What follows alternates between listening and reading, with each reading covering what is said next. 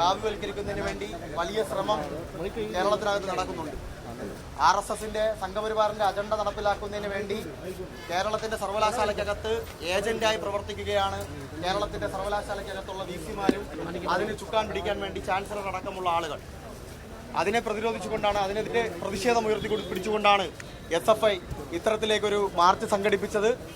ബഹുമാനപ്പെട്ട മോഹനൻ കുന്നുമ്മൽ അടക്കമുള്ള ആളുകൾ, ഈ സർവകലാശാലയുടെ VC അടക്കം ഇന്നലെ ചാൻസലറിനെ കണ്ടു. അദ്ദേഹത്തിന് സർവകലാശാലയ്ക്കകത്ത് വരാൻ വേണ്ടി സാധിക്കുന്നില്ല, ഇവിടെ SFIയുടെ വലിയ സമരമാണ് എന്നൊക്കെ പറഞ്ഞു വെച്ചാണ് അദ്ദേഹം സംസാരിച്ചത്. മാധ്യമ സുഹൃത്തുക്കളടക്കം ഇവിടെ ഉണ്ട്, മറ്റ് പ്രധാനപ്പെട്ട നേതാക്കന്മാരടക്കമുണ്ട്. മോഹനൻ കുന്നുമ്മലിൻ്റെ ചരിത്രത്തെക്കുറിച്ച് ഇവിടെ SFI സൂചിപ്പിക്കുകയാണ്. ആരാണ് മോഹനൻ കുന്നുമ്മൽ? പണ്ടൊരു കാലത്ത് തിരുവനന്തപുരം മെഡിക്കൽ കോളേജിനകത്ത് MBBS വിദ്യാർത്ഥിയായി കടന്നു വന്ന മോഹനൻ, പ്രിയപ്പെട്ട മോഹനൻ, അരാഷ്ട്രീയവാദികളുടെ ഒരു കൂട്ടത്തിൻ്റെ നേതാവായി അരാഷ്ട്രീയം മാത്രം ഉയർത്തിപ്പിടിച്ചുകൊണ്ട് അതിന് നേതൃത്വം നൽകിയ ഒരാളാണ് മോഹനൻ.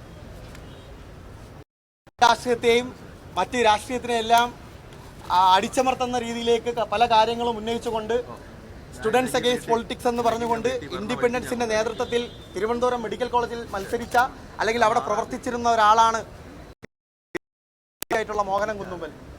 ഒരു സുപ്രഭാതത്തിൽ RSSന്റെ കേന്ദ്രത്തിൽ നിന്നും നിക്കറുമിട്ട് വരുന്ന ഒരു സംഖ്യയായ മോഹനൻ കുന്നുമ്മലിനെ നമുക്കിവിടെ കാണാൻ വേണ്ടി സാധിക്കുന്നു. അപ്പോൾ RSSന്റെ അജണ്ട നടപ്പിലാക്കുന്നതിന് വേണ്ടി കേരളത്തിന്റെ സർവകലാശാലയെ ഇത്തരത്തിലുള്ള ആളുകൾ അതിനെ ഉപയോഗിക്കുന്നു.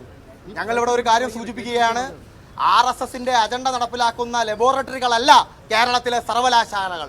ഇവിടെ ഞങ്ങൾ ഉയർത്തിപ്പിടിക്കുന്ന ജനാധിപത്യ മൂല്യങ്ങളാണ്, ഇത് വിദ്യാർത്ഥികളുടെ മൂല്യങ്ങൾ ഉയർത്തിപ്പിടിക്കുന്ന ഇടങ്ങളാണ്. ഇത്തരത്തിലുള്ള നീക്കങ്ങൾക്കെതിരെ ശക്തമായി പ്രതിഷേധിച്ചുകൊണ്ടാണ് SFI ഇത്തരത്തിൽ സമരത്തിലേക്ക് വന്നിട്ടുള്ളത്.